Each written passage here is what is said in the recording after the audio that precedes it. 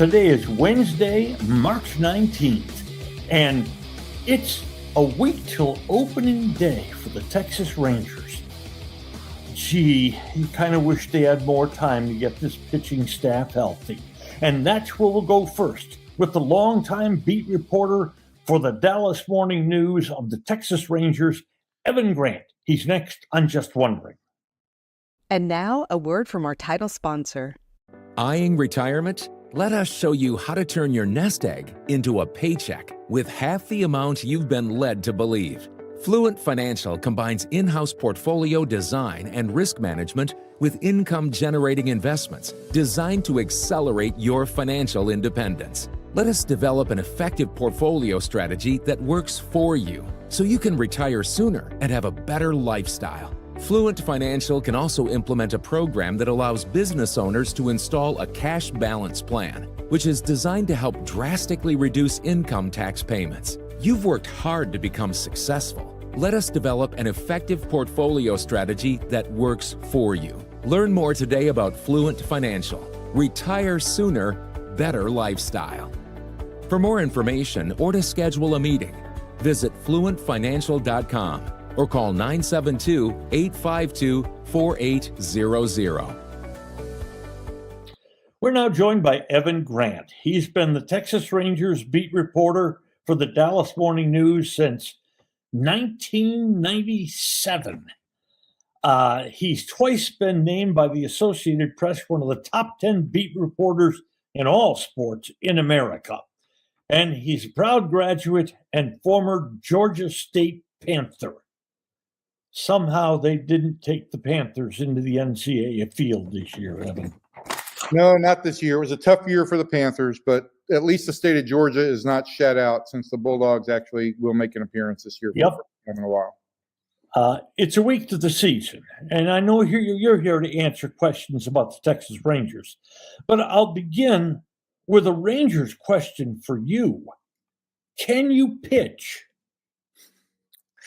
I think they'd have to go a lot farther down the list, Norm, before they got to me. I think there are plenty of arms here. The question is, and there's plenty of stuff. The question is, can these guys piece together enough innings and matchups to kind of get them through what's going to be a rough couple of months with John Gray probably out for much of the first half and probably Cody Bradford not returning to the rotation or returning to the staff until the early part of May. The two nominees to do that were back-to-back first-round choices of the Rangers in the draft, Jack Leiter and Kumar Rocker. So far, neither has distinguished himself. Is there a reluctance for the Rangers, given their lack of distinguishing themselves, to just throwing him into the rotation? I think the Rangers would like them to, quote unquote, earn it. But I also think that when you sit down and you parse up all the different elements of this decision, and it's not as easy as ever saying we're going to take the 13 best pitchers. That's always the aim. But when you look at what the Rangers have in Jack Leiter and Kumar Rocker, these are two guys who were drafted specifically for this, to go into the rotation and pitch innings and potentially be upper half of the rotation pitchers. It is time. Jack is going to be 25 the third week of the season. Kumar is 25. It's time for them to go in. And I don't think, if you're looking at upside, I don't think a team could say we've got any better options in terms of potential upside than to have the first pitcher picked in back-to-back drafts. That's what the Rangers have.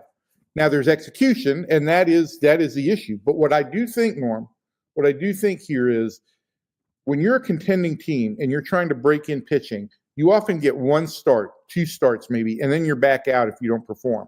I think early in the season, I think with the ability to piggyback guys and maybe ask these guys to go short, 3 or 4 innings at a time, and I think with the ability to kind of have a little bit of runway to grow in April, I think you have the ability to both break these guys in and position them well to contribute in a meaningful way in the second half of the season. And we can get into some other ancillary benefits that I think exist too. Well, this wouldn't be as enormous a problem were the other three members of the starting rotation perfectly sound and healthy human beings. But Jacob deGrom and Tyler Mahle themselves are trying to fight their way back from Tommy John surgery. Early in the season, what can we expect out of deGrom and Mahle? 4 innings, 5 innings? Yeah, I think that's what you're looking at with deGrom. I would not be surprised if he's held to 75 pitches or less through all of April. And I would not be surprised if Mahle is also on a pitch count. And look, Nathan Eovaldi has had his share of injuries too. So there is all a history here. And I think this is a big part of how the Rangers plan is I think they've got to have multiple multi-inning pitchers in the bullpen to start the season. And they've really only got 2 spots for that because there are 6 guaranteed jobs out there. And they've got to have a pool of optionable multi-inning relievers so that they can keep rotating these guys in and out. I think that's going to be a real necessity, and it is a complication. Well, it's fairly obvious that the bullpen's going to be leaned on very hard this season for at least a couple of months. But this bullpen itself has been totally revamped. The 10 bullpen pitchers last year who made the most Ranger appearances out of the bullpen are all gone. Tell me about the bullpen. How much can we trust what's out there? I think the Rangers trust that they've got some veteran arms that can fill roles. I think that some of the roles they're going to be asked to fill are roles that they haven't filled before. Chris Martin is going to be asked to close games. He hasn't really been asked to close games with any regularity in his career. Robert Garcia had a really impressive year last year and has the ability to potentially pitch at the end of games. But how many leverage innings did he pitch for the Washington Nationals in big games last year? So I do think that these are all questions that are going to have to be answered as the season goes on. And look, going into spring, that should have been enough of a question to carry into the season. But now you've got how do you also balance the front end of that bullpen, the multi-inning guys? What I do think is the potential antidote to all of this is the way this team is built. This team was built to slug, to go back to where it was in 2023 and scoring a lot of runs. I think that I've seen over the last week or so some real signs that this team has the ability to do that. If it slugs, it makes everything a little bit easier. It's never easy to get the last few outs of a game, but if you've got a lead, it gives you a little bit more of a margin for error. Marcus Semien had for him a down year last year. That's a kind phrase compared to what happened to Adolis Garcia and Jonah Heim. Are we sure this offense is back? I know you've seen some stuff over the last week or so, but are you worried that it isn't all the way back? I think what I've seen from Adolis the last week is, look, I knew that he had worked really hard over the offseason and had changed his training routine. I know he takes this really seriously. I think what the Rangers saw when he first got to camp were some pretty defensive swings against live pitching. And when he had that little oblique injury, I think they also took it as an opportunity. Okay, we've seen the new swing. We've seen what you've done over the winter. Let's now refine some things because we don't want you to lose the aggressiveness. He's come back since that with a roar. He's had extra base hits in 3 of the first 4 games he's played, hit a number of balls over 100 miles an hour, hit 2 homers. I think the Rangers are seeing the guy. I'm not going to sit here and say the guy that they saw in 23, but I think they're seeing a guy that they feel a lot more confident in than they did at this point 3 weeks ago. Evan, this club could spend some money. They could use some money to spend here. Still out in the marketplace is a really good reliever who pitched for them last year, David Robertson.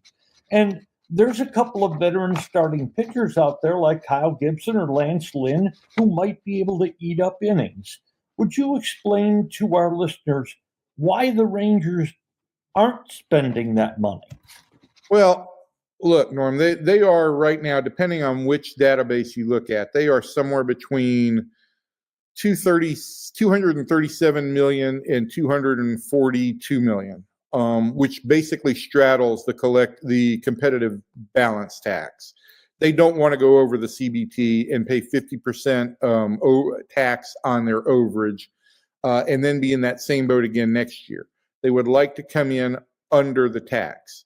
Now, the wild card in all of this is that the Rangers have a number of guys with significant makeable incentives. Tyler Mahle has $5 million worth of incentives based on very makeable innings counts in his contract. So the Rangers have to mind all of that, and it's kind of a moving target as you go in. I think from Ray Davis's perspective is he wants to know that this team is at under 241 going into the season. I think Chris Young probably has more of a risk-taker approach that, look, we will make sure we get to under 241 if we have to dump a salary or two along the way at the trade deadline in order to create some more flexibility. We'll try and do that. And I think that's what the Rangers are trying to manage right now is, do we need to go into the season under 241, or are we comfortable saying we're at 243, 245 right now, and we'll figure out the rest of the solutions? Evan, I've got a player that I personally am worried about, that I want to ask you about. Evan Carter looked like a superstar at the end of 2023 and in the playoffs the year the Rangers won the World Series. He came back last year in 45 games. I don't want to be too hard on the young man. He was dreadful. He hit 188, and then a back problem took him out for the rest of the year. And he doesn't hit left-hand pitching at all, indicating he is at best a platoon player. How shaky is the ground beneath him as a major league player right now? Might he need to be sent back to AAA to get back to the Evan Carter we loved in 23? Look, I think if you take the 188 batting average and you extrapolated it out over a full year, and then he came to camp and struggled, I think that it would be much more of a question. But he was hurt all of last year. Those 48 games, probably all of them, he was hurting. So let's take some of this in reverse. Let's talk about the left-handed thing. In the minor leagues, he didn't have a great batting average against lefties, but he worked his way on base. He was a good on base guy even against lefties in the minor leagues, and his calling card is his plate discipline. So while he hasn't hit lefties and hasn't reached base against lefties in the big leagues, it is under 50 plate appearances that he's had against lefties. I think that's too small a sample size to, at this point in time, say you're a platoon player. I think the swing did look bad when he came to camp, and there were some concerns about that. They gave him a day on the minor league fields, had a couple of meetings with him, and he also has had a very good last week of swinging and hitting the ball hard. Couple all of this with the complication that your other center field option is Leody Taveras, who also doesn't hit left-handers. Somebody's going to have to play center field against left-handers. Right now, that would probably be Kevin Pillar. That's okay. Evan Carter cannot face left-handers this year and still be essentially a full-time player. If he plays right against right-handers, he owns right-handers the way he did in the minor leagues, gets on base. He's got this back situation that needs some monitoring and is going to need some rest. So I'm trying to wrap all this stuff up into one. I think you have a good situation where Carter can play every day against right-handed pitching. Pillar plays center field against left-handed pitching. It gives Carter the necessary rest that he's going to need. Now the question is, what do you do with Leody Taveras? Is Leody Taveras merely an insurance policy for you? Or do you consider the possibility, since Alejandro Osuna has lit everybody's eyes on fire in spring training, do you consider the possibility that you move Taveras and his $4.5 million salary, go into the season with Carter and Pillar, Osuna's in the minor leagues, and if you do need an insurance policy at any outfield spot, Alejandro Osuna is the guy you turn to.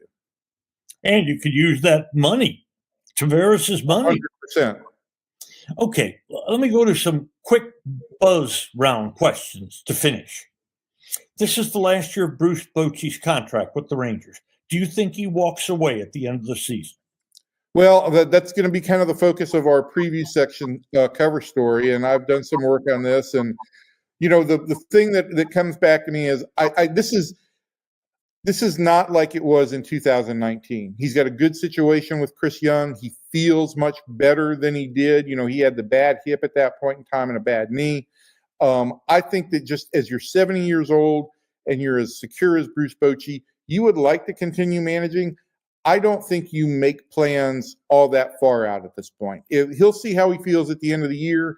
If he feels good and he wants to come back, a contract will be done very quickly. Even with all of the concerns for this club. And Norm, just to finish that, I think everybody I've talked to has very good indications that Bruce would like to continue managing as long as he feels healthy at the end of this year. Even with all the concerns of this club at the present time, should they still be considered the favorite to win the American League West? Yes, I do think they should. I just think that the Astros have lost too much talent off of their roster over the last couple of years to continue their run, and I don't think Seattle did anything to address their major concern this past offseason, which is offense. I think the Rangers' offense can carry them for a long period of the season, maybe the entire season, and I think this pitching staff will find its legs. Evan, this farm system, of course, it's graduated some people. It graduated Wyatt Langford. It graduated Evan Carter and Young, the third baseman. It's graduated Leiter and Kumar Rocker. Is there much left at the top two levels, AA and AAA? Well, I think some of those guys would be a little bit young, but Osuna has really stepped up. They took a hit with Alejandro Rosario needing Tommy John surgery, but they're very, very high on Emiliano Teodo, either as a multi-inning reliever or as a starter. They're very high on Winston Santos as a starter. I don't think those guys are ready to open the season in the big leagues, but I do think that those guys are ready to contribute before the end of this year is out. Finally, I'm asking about another team, and it's the arch rival, Houston. And you're exactly right. What you said about Houston is, I think, the way baseball thinks about them. They've just not filled the holes that they've lost players in the last couple of years. Is it dangerous, though, to think that this team has dropped fully off that level? Yeah, I mean, I think it's dangerous to think that it's dangerous to approach them on the field like they've dropped off a level. I don't think it's dangerous for fans or analysts to look at this team and say, you've lost Kyle Tucker and Alex Bregman in the last year, plus the other losses over the last couple of years. How have you replaced them? What I will say about the Astros is this: when you've been to 7 LCSs in 8 years and you've won the division pretty much every full season for the past decade, you're formidable, and their pitching will still make them formidable, and their experience in pennant races makes them formidable. I just think the Rangers are a better, deeper team. Hey, Evan, appreciate your time. Enjoy your last week in Arizona. We'll see you at the ballpark. All right. Thank you, Norm. That's Evan Grant. When we come back, we look at the NCAA basketball tournament, including how you take a look at my bracket. For more than 3 decades, Bob's Steak and Chop House has remained an icon of DFW restaurants. Why? Well, maybe it's because of Bob. He's fanatical about cleanliness and friendliness, and his food, oh my Lord, his food. If you've been there, you know about it. If you haven't been there, you should know about it. The original Bob welcomes you at either of his 2 locations, Bob's on Lemon Avenue or the sparkling new Bob's at Craig Ranch, McKinney. The NCAA Big Dance begins, well, in full form starting tomorrow. There'll be 16 games on Thursday and 16 more on Friday. And after that's all over, the 64 will be down to 32. Oh, there've been a couple of play-in games last night and tonight. But filling out a bracket has become incredibly popular in America. Now, you can see my bracket if you'll go to Instagram, I'm doing a piece over on Instagram, and you will be able to go there right now and see my bracket.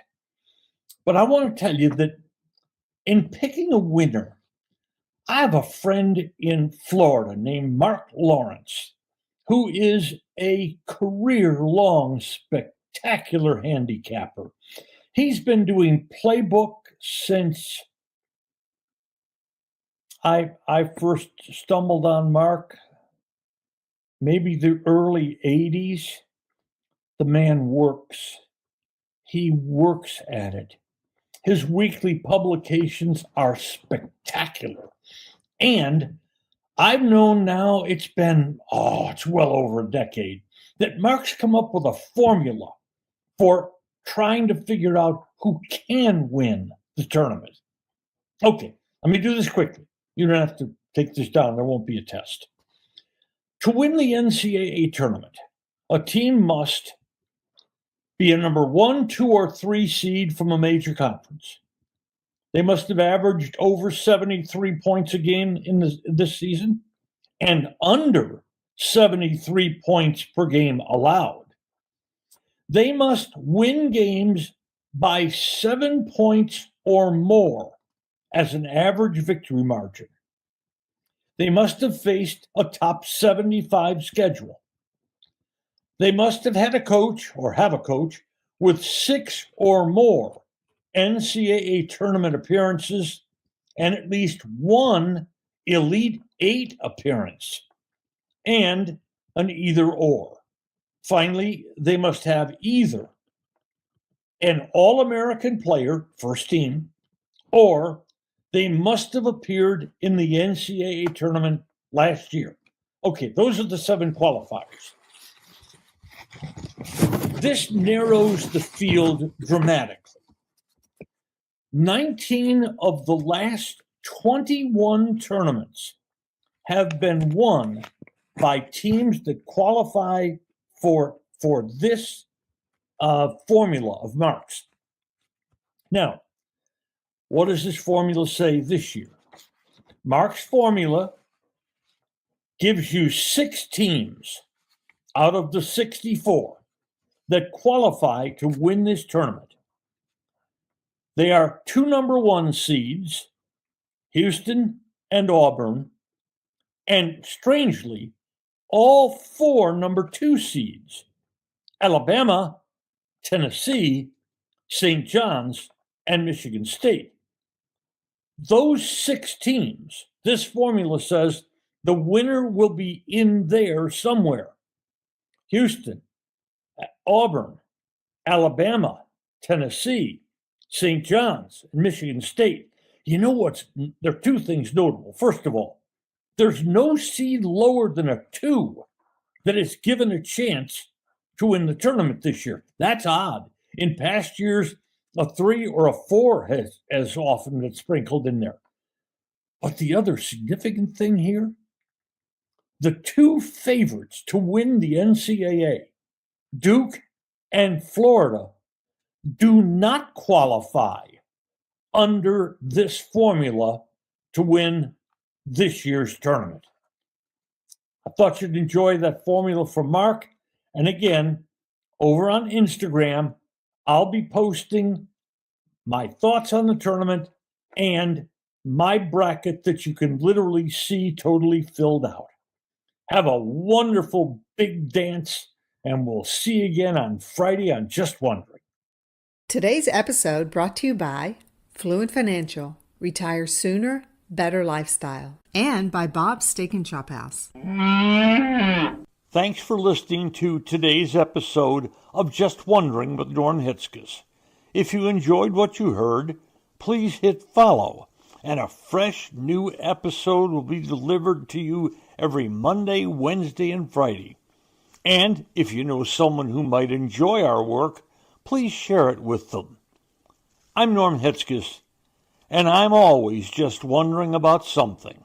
And I'm Mary Hitzges,